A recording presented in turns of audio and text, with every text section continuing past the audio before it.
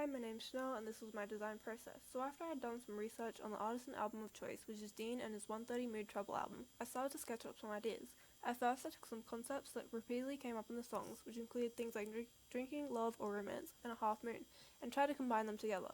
I then had a look at incorporating James Dean's car, which the album name references. However, I didn't end up using this.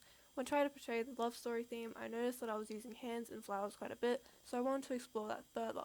I also watched some of the music videos on the songs on the album to get a better feel for what Dean is trying to portray, and noticed that some imagery kept being shown. This included old TVs, hands, and the color red. For the iterations, I tried digitally sketching some of the ideas that I had and coloring them. The first iteration was of two hands mirroring each other.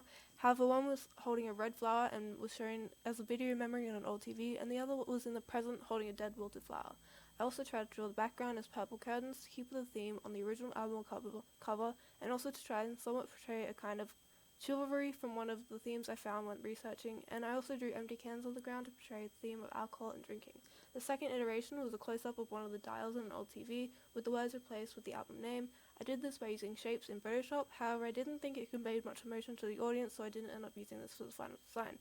For the third iteration, I drew a hand holding a bunch of wilted flowers, and a single healthy flower. This was meant to appear drawn. The background was a split between muted light and dark purple, with dark representing the separation and post-breakup themes, and light representing the romance and love themes. From these iterations, I decided to go with the first one, this because I thought it best conveyed to the audience the emotions that are portrayed throughout the album. For the final record cover, I took photos of a hand holding a healthy red dahlia flower. I then jotted it out and took a photo of the same hand holding a now wilted flower. I used a red dahlia because dahlias can mean lifelong commitment, however red ones can also mean betrayal and dishonesty, which I thought fit with the meaning I was going for. I put the images into Photoshop and used a mask to cut out the background. I then started to draw the TV. As I don't own an old TV and was unable to take photos of one, I used a reference image to draw it. I drew the outlines in a somewhat sketchy way and then started to colour it. Here I did a test for the colour where I used a lot of different but similar shades and used smudge sorts to combine them. I decided that I liked how that looked and continued with that technique. With the hand that would be on the TV, I skewed it to try and make it look like it was curved by the shape of the screen and would use one of the filters in Photoshop to make the screen look more pixelated. I then started with the background. I took photos of a red curtain and another of a carpet. In Photoshop, I used a mask on the floor of the curtain image and put the carpet image underneath. I then used adjustment layer to change the hue and saturation to make it look purple, and another to change the levels to make the colours appear more muted. I used more adjustment layers on the whole image to make the images fit better together. However, I mostly used the left the screen on the TV unadjusted. On top of all the layers, I decided to use the posterized adjustment layer to further smooth out the differences between the images. For the text, I ended up using a simple Arial font with a yellow layer over a black one to make it look similar to an old captions on a TV. The poster was done next by using the images in the front cover and expanding the top of it to make it A4.